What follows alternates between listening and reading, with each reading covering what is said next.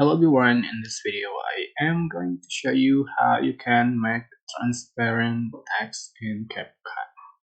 So I am using CapCut for PC, and to add the or to make the transparent text, I'm just going to text button and select the bold text.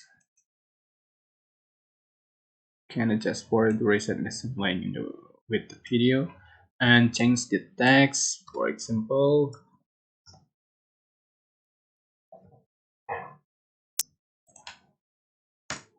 alright, so just for the size and how to make it the transparent. So you can scroll down until you find the opacity option here, so you can adjust for opacity and turn down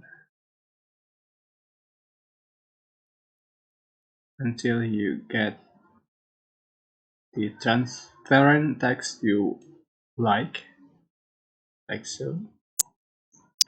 All right, I think this text was transparent. Yeah. Yeah, so basically, but I hope this tutorial was helpful for you. Don't forget to like, comment, share, and also subscribe. If you have any question, please leave in the comment section down below. Thank you so much for watching.